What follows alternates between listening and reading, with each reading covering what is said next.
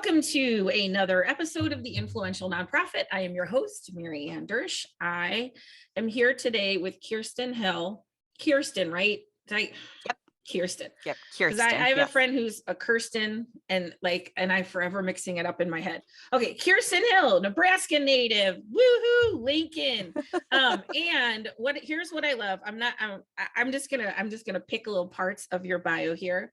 Sure. But this is my favorite thing that you said and that we've talked about is that the high tide floats all boats, like competition and scarcity culture and nonprofit is really siloing us and dividing us I feel like as an institution, as an industry. And Yes. There's a perception of, extreme competition. We have to keep everything close because we're going to lose it. And I work in a different world. I work in a world of abundance when there's enough for everyone, where the universe is limitless and our resources are limitless. And it's definitely a different viewpoint. And I am so glad that you are seeing this and working to help shift it. Yeah. It's, I think my experience as a nonprofit leader was that of abundance, and that when you saw areas where you thought there was competition, and even though I have this mindset of abundance and this mindset that, again, high tide floats all boats and there's enough pie for everyone, I still, your initial reaction as a human is like, oh gosh, I that's a competitor. There's competition there. And so sometimes it really is literally just a mind shift and saying, that I'm not going to view this as competition. I'm going to see how we can work together and how we can make sure that we're each doing our own thing and yet making enough for everybody. Right. And so I worked for a while in mentoring. I was the executive director for the local Big Brothers Big Sisters affiliate in Lincoln. And there's a ton of quote unquote competition in mentoring, because there are a ton of organizations that do mentoring, but they all do it differently. Right. And so, I said, what does it look like if we all come together and we work together to make sure that every kid in the city of Lincoln who wants and needs a mentor gets one, regardless of who is serving that child? Isn't that what we want? We want mentors in Lincoln. We want to be a mentoring city. And I think it was a total mind shift, because the organizations had prior to that all been in competition to the point that they wouldn't talk to each other, wouldn't look at each other. If you have a booth next, at the same, career fair or whatever, nobody's looking at each other. Right. And I think that there's no place for that. When we all work together, we all succeed. Yeah. And it sometimes takes that you have to pause and say, okay, wait, I got to change the way I'm thinking about this and look at it a different way. Right. And I just was thinking about those career fair people who are like, let's put all the mentoring groups together. That makes sense. And you guys are like, everybody's glaring at each other. Right. Don't want to talk to each other. Yeah. And practically whispering. That happened in my city for a while with animal welfare organizations, where there was some conflict and bitterness and how certain organizations operate and there's a lot of ways to solve a problem. You know what I'm saying? Yes. Like there's a lot, and there's a lot of different approaches to solve, in this case, animal abuse, neglect, and overpopulation. And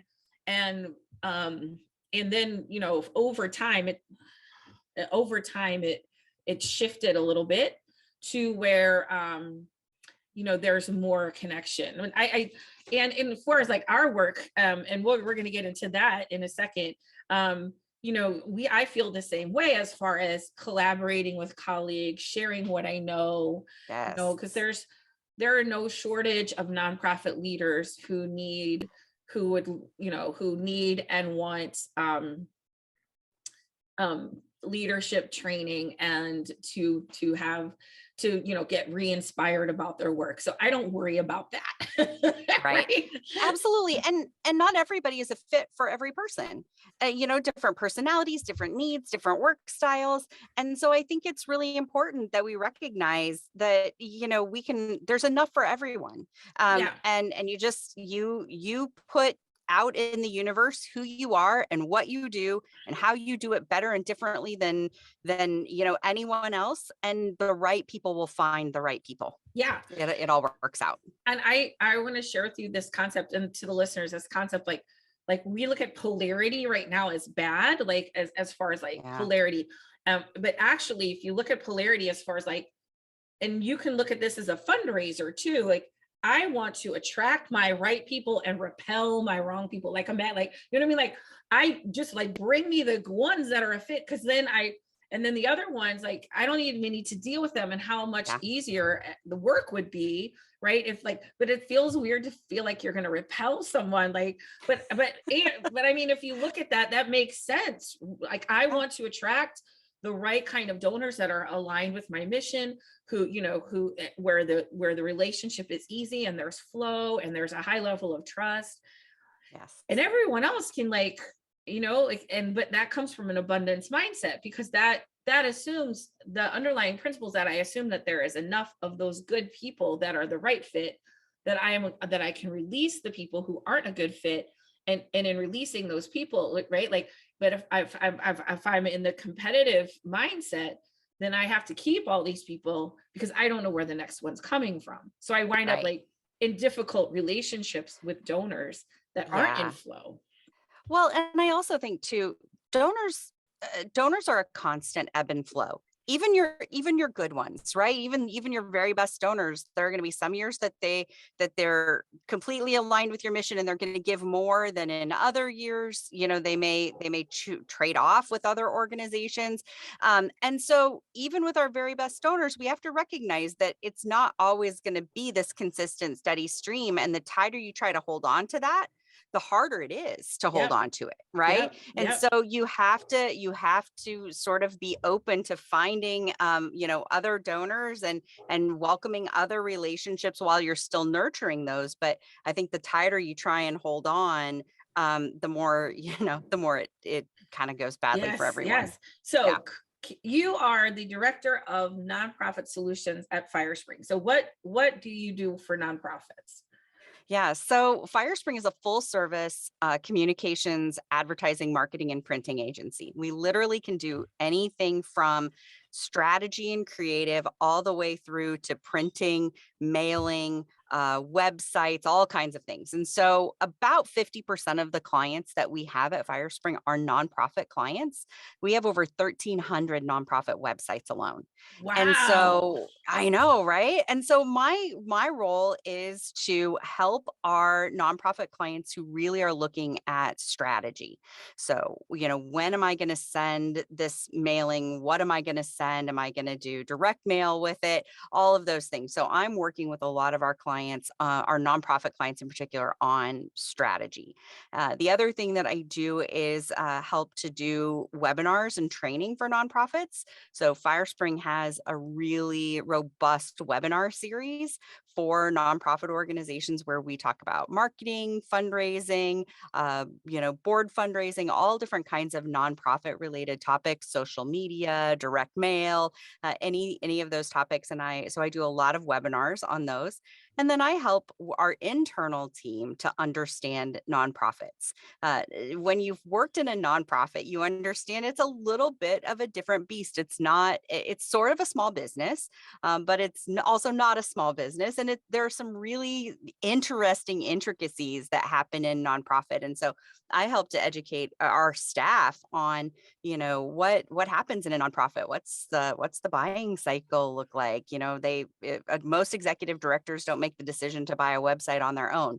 They include their board of directors and other people. And what does that look like? So I sort of try to be that voice of nonprofits within our for-profit business. And so anything really that has to do with nonprofits and helping our clients, I get to interact with, which is awesome.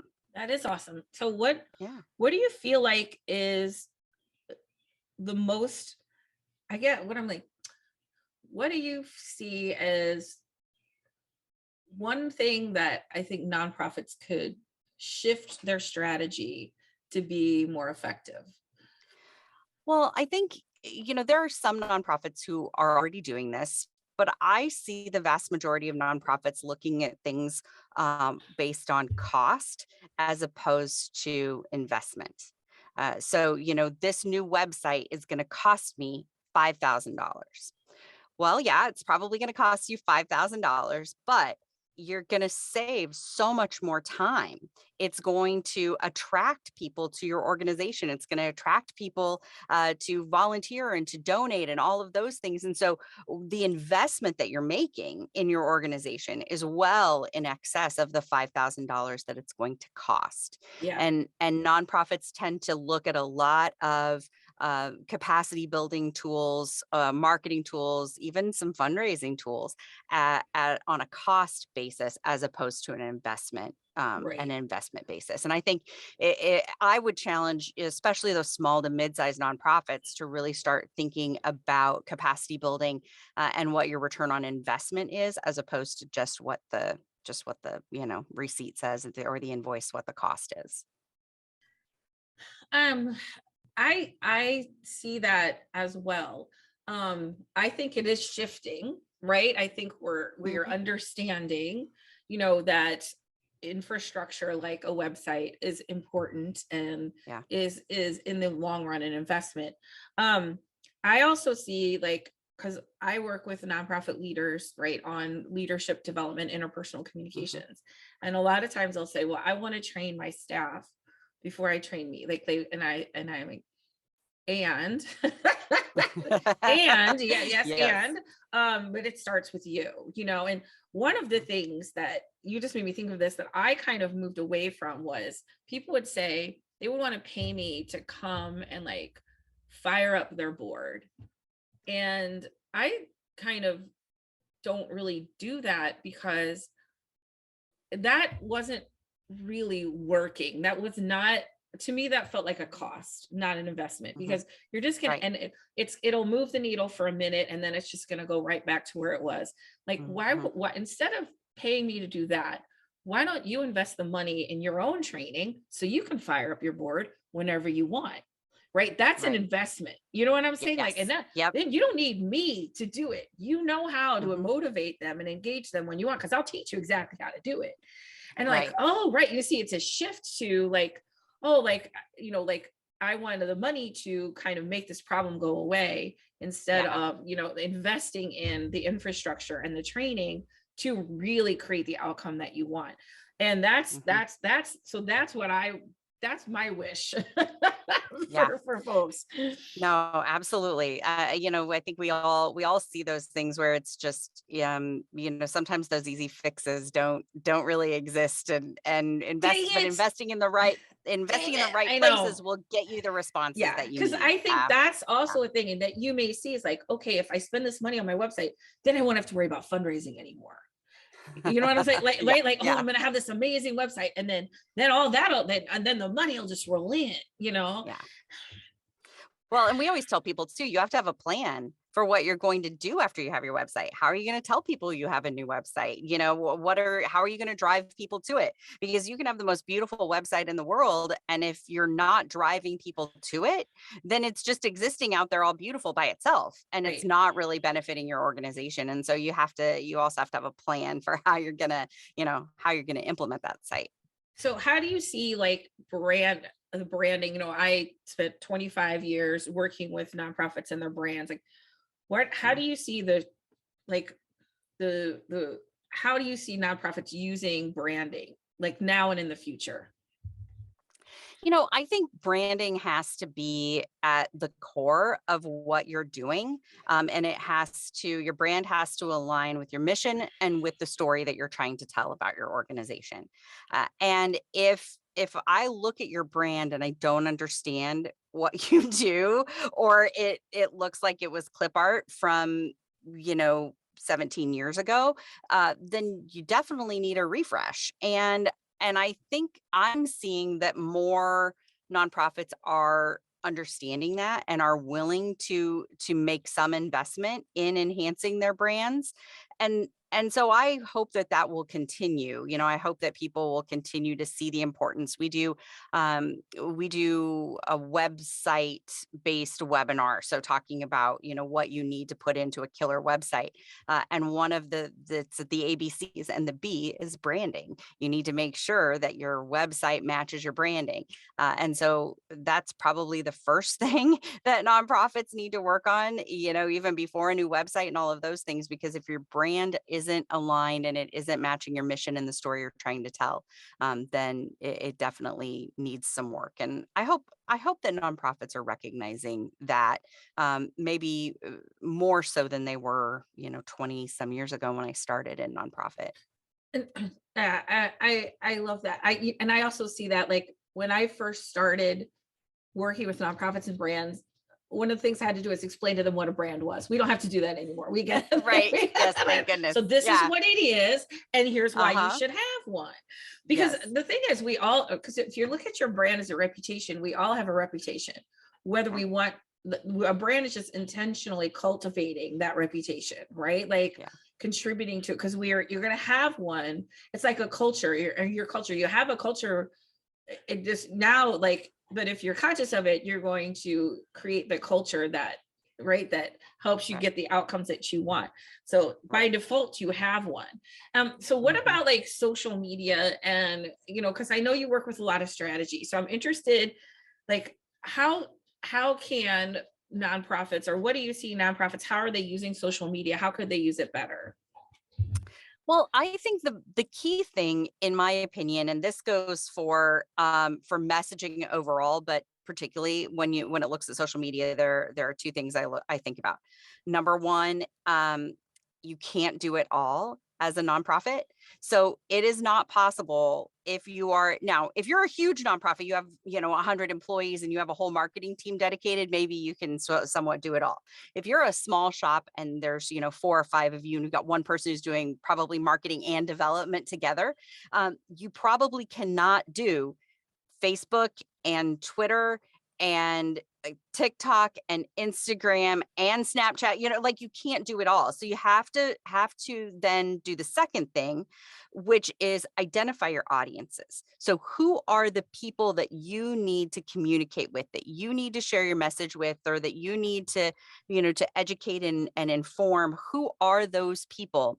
And then make sure that your messaging is targeted for those people. And sometimes nonprofits start thinking about all the things that they want to tell everybody, right? Like, here are all the things I want to say, and here are all the great things we do, and here are our outcomes, and it's amazing. And they're just pushing out information, but they're not thinking about the audience who's receiving that information and making sure that it's targeted toward what that audience wants to learn about, what they want to know, what they need to have from your organization. And so I think, you know, number one, limiting or specializing your audiences, and number two, making sure that you're communicating with your audience in mind. I think Yeah. those are the two things that, in terms of social media, I see nonprofits really needing to focus on. So one of the things I like to do is bring things like that down to an individual level. So if you and I met, I wouldn't say, here is a list of all the interesting things about me. Pick which one you'd like to Yes. learn about, right? Like, that's not how we interact with people, right? Like, here's the 11 amazing things about me. Here, which Right. one would you like to, because I want you to know everything about me. So you get, Yeah. that's not how we build relationships. We build relationships by, you know, like, by connect. Okay, so we're connecting professionally. You know, you have a teenager, we could talk a lot about that, right? Like, we Yes. find those Yeah. commonalities, and then you build Yeah. and build and build. And because a lot of times, like, we want to share all this because we want to find that connection point. But it's, and then one of the things I work with it is like listening for that connection, and sharing, right? That's the listening. Who's Oh, your audience, right? absolutely. Who's your audience? Yes. And Yeah. sharing the Totally. things that they might be most interested in, and then building the relationship from that. I always like to bring it down to, how would you and I interact, right? And hmm that's not a menu of, here's all the stuff about me that I'd like you to know. Pick the topic you'd like to explore. I Right. listen for those connection points, Mhm. and then I move the relationship forward from there. Definitely. And definitely I feel like what I see is um people wanting, like, they want you to know, here's all the amazing things that they do, and that they do because they do them all. And so it's more of like an internal, like, I want you to know how awesome we are because that's what they do every day. You know what I'm saying? But Right. that's not Oh, how absolutely. people are Yeah. perceiving or want to interact with the organization. Oh, totally. So we're a StoryBrand certified agency. I don't know if you're familiar with StoryBrand. So Donald Miller is I call him a business guru, but he's written a book called Business Made Simple, Building a Story Brand, Marketing Made Simple, Marketer on a Mission. So he has all these great books, and we love this story brand model so much that we brought in a trainer and we trained 40 of our staff people at Firespring on how to use the story brand model. And what StoryBrand says is that you should never be the hero of your own story. And I think that's a huge mind shift for nonprofit organizations in particular. So the hero of a nonprofit story is either the people that you help, what your client or whoever that is, or it's the donor who makes those things possible. Because what happens is we think we're the hero of our own story. So I'm going along this path. And then we think that, the nonprofit comes in and they're the hero of their own story. And those stories are going parallel to one another, right? So what we have to do as marketers, or as nonprofit marketers in particular, is bring those two stories together so that they intersect. And we do that by either making the donor the hero of the story. So here's all of the ways, and we serve as the guide. So the nonprofit serves as the guide. So we're going to bring you in into this story, and we're going to show you how you can make these things happen. But it's a little bit of a mind shift, because instead of, here are all the amazing things we do, here's how great our organization is. It's a mind shift, so that you're not the hero of the story. Someone else is the hero, and you're guiding them to solve the problems that your organization solves. Very much a shift in how we think about talking about our own stories, but I think it's really powerful when you keep your audience in mind and bring them into the story. Yeah, and um I think it is too. My concern is that, and I'm just gonna, because I know the story brand, but I don't know it well. But like, Sure. that when we make people the hero, right? That the minute that we don't deliver, or like it's easy when you're the hero, then we're setting up a dynamic where they could then become sorry, let me say this again. Like, if the donor is the hero, then is there some kind of like halo, you know what I'm saying, where Right. And you want to be sure not to shift the power dynamic, right? yeah, I So guess that's what I'm trying to say yeah, here. no, Yeah. yeah, absolutely. But I think, most folks that are in development and marketing understand the intricacies of relationships, or understand kind of, we need to balance those relationships. So there's a way to make the donor the hero of the story, but not the hero of like your day-to-day operations within your Right. organization, right? Yes. So Yes. Right. yeah, Yes. there's a way that you can recognize and honor and make them a part of what's happening without putting them in charge. Yeah.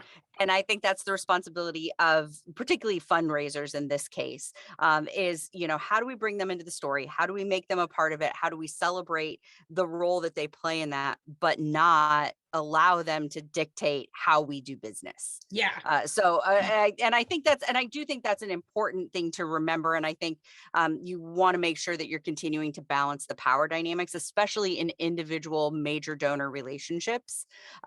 Probably isn't, not so much when you're dealing with like an annual campaign, or, your small to mid-sized donors. But especially if you're looking at large major gift donors, you want to be sure to balance that power dynamic. Yeah. For sure.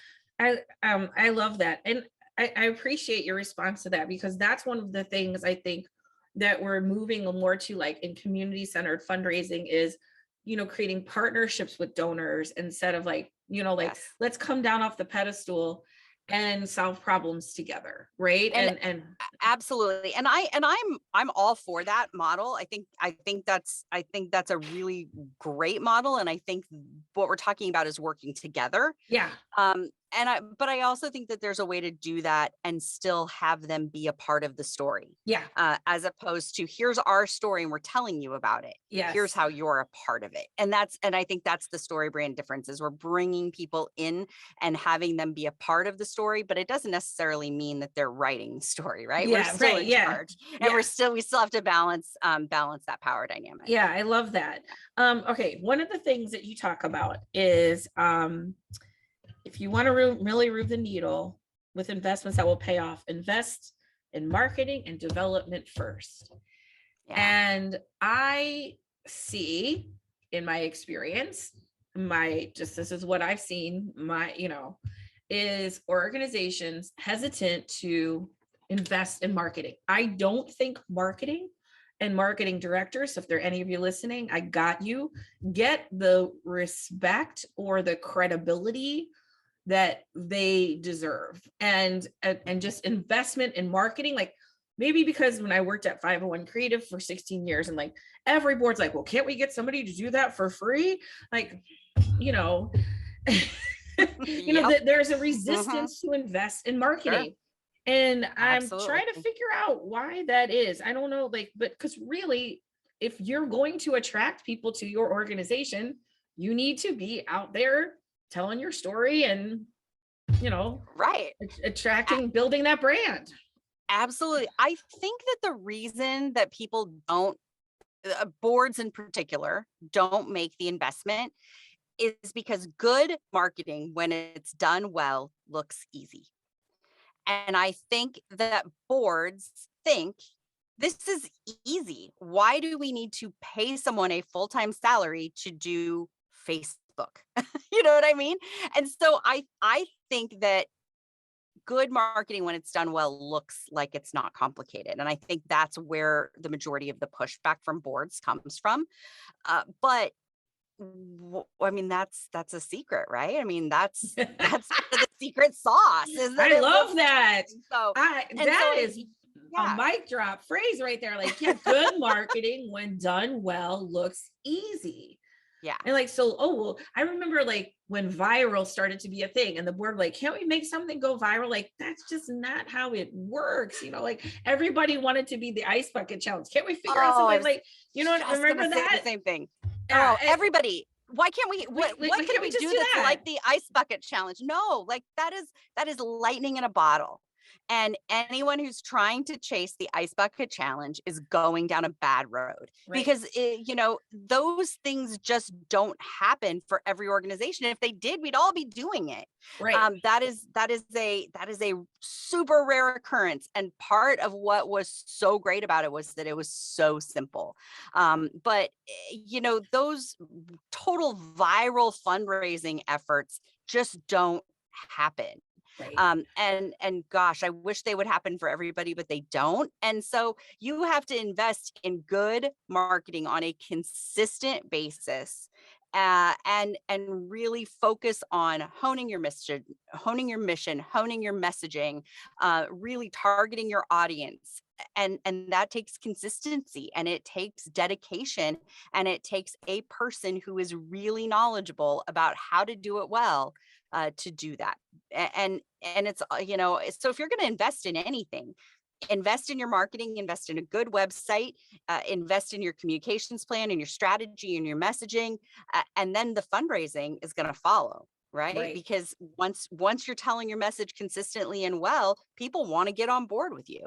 And so I think if you're really looking at, I've got, say, $25,000, where am I going to invest it? That's the place to go, hands down. Yeah. And I agree. And I can, I mean, it's just been my experience that especially like the website, because the website is really the foundation of your communications. It's what everything goes to or comes from, right? And so to have that in a place where that reflects who you are, that excites you, because all the social media, you're going to drive people to your website, right? Like and it's like a storefront. I always tell people your website is your storefront on Main Street to the whole world. Mhm. And if when they come to your website, it looks open, it looks inviting, it's friendly. I understand who you are and what you do. You know, if I look at a shop on Main Street and they have clothing in the window and I walk in and it's a bookstore, like Right. that doesn't work, right? I'm getting confusing messaging. I don't understand what's happening. And your website's the exact same thing.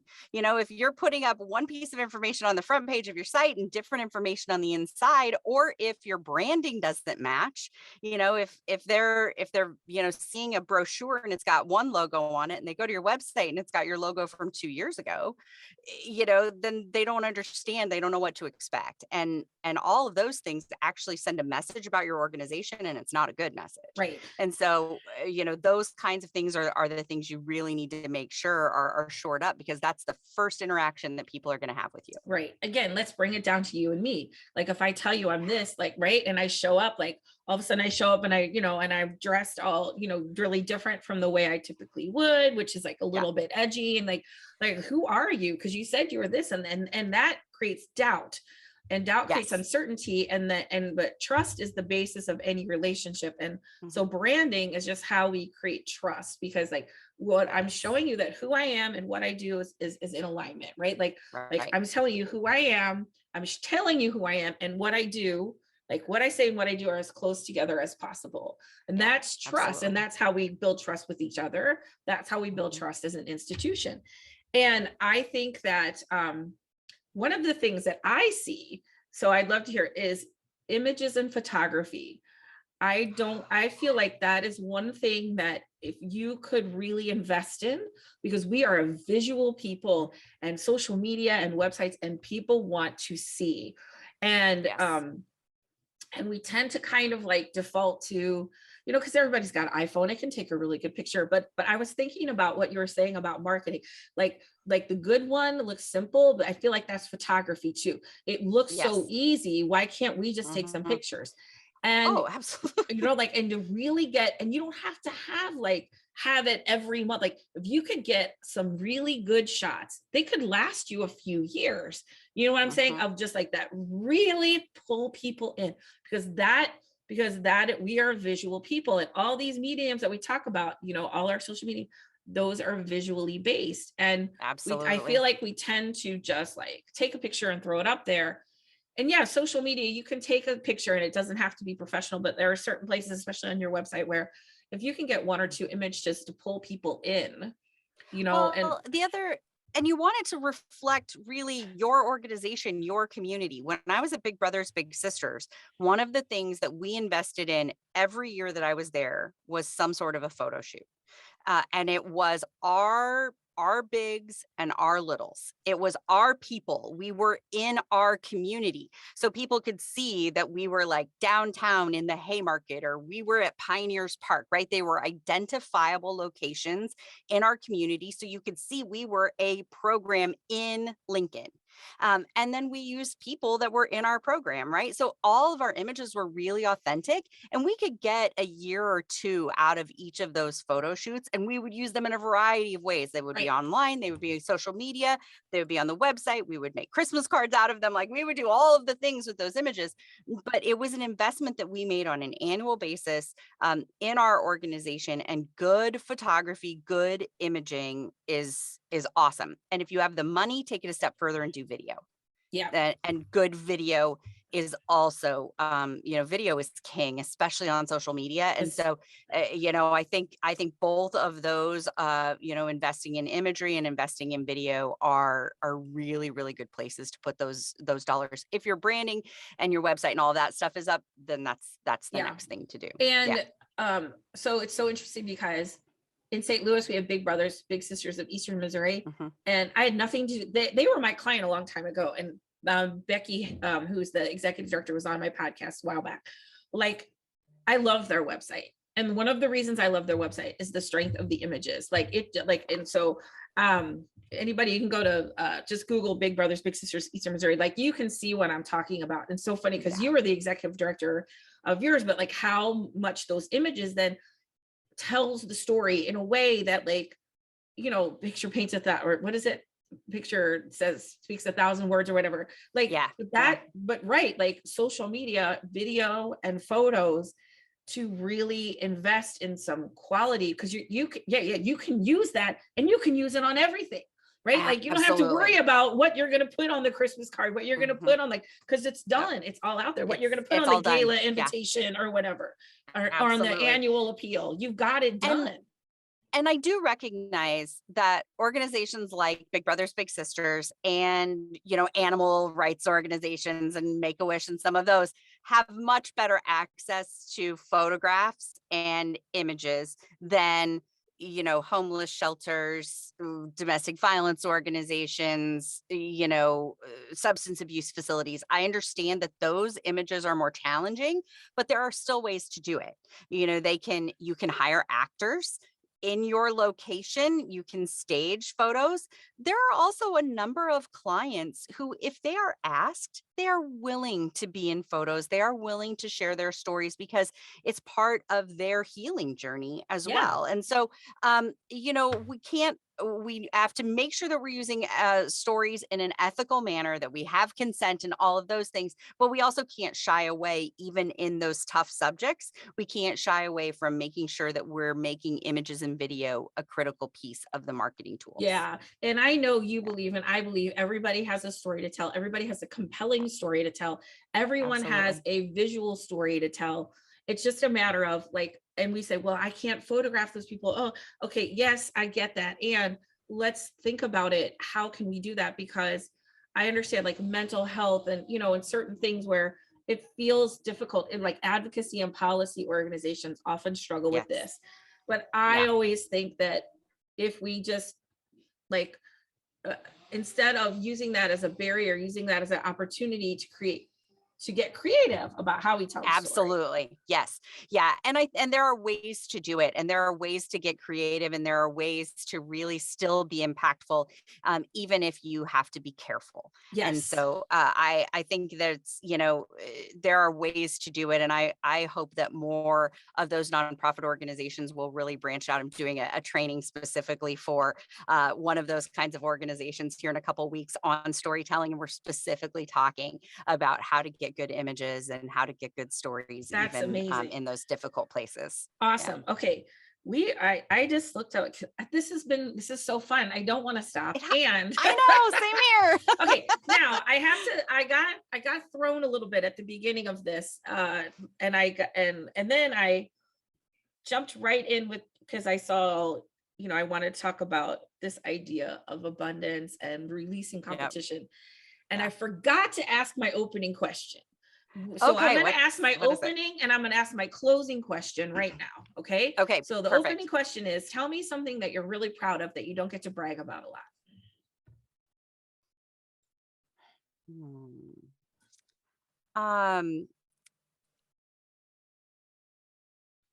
That's a challenging question. Let's see. Something that I am proud of that I don't get to brag about a lot would probably be, this is a really personal one, but like my marriage. My husband and I have been married almost 25 years, and we still get along really well. And we have this like really fun relationship, and I don't get to brag on that very often. So that's a really personal one. If I was talking about a professional one, it would probably be, you know, I've done a number of like community-based campaigns. We just had a vote last night to build a new wellness center in the small town I live in, and it passed.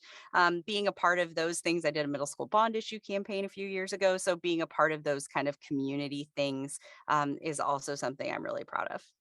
Hey, listen, I'm all about personal is professional. Like you know, like how we show up one place is how we show up the other. So I would say those gifts that help you strengthen and keep that marriage fun are the way that a lot of the same gifts that help you organize and connect with your community and move them to different things, right? Because it's all us. You know, I'm all about the integration here. All right. And now my last question is, let's say I'm coming to Lincoln, and we go to karaoke because I love karaoke. Me too. All right. So what is your go-to karaoke song?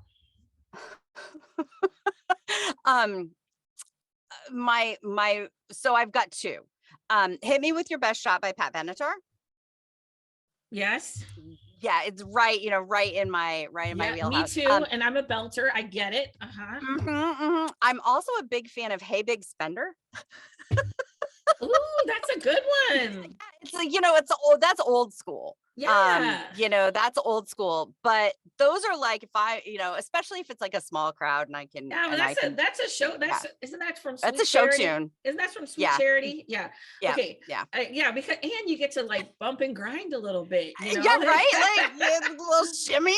When I turned 50, I did the most logical thing you could want to do when you're 50, and I joined a burlesque class. Because I decided, you know what I'm gonna do? I'm gonna take my clothes off in front of people. And in like burlesque 3, I did burlesque 1, 2, and 3, but in my burlesque 3 class, we did a big number to Hey Big Spender. That was part of this crazy number that we did as like jewel thieves and stuff, but it was hilarious. Anyway, that's amazing. So I could teach you some choreography, how to move a boa to that. Perfect. Yes. Yes. When we get together, I'll bring my boa and absolutely we will make that happen. Well, Kiersten, this has been so fun. Thank you for sharing your wisdom with our audience. Thank you for supporting the nonprofits that you do and sharing all that you know. And is there anything else you want to leave people with? Any nuggets of wisdom?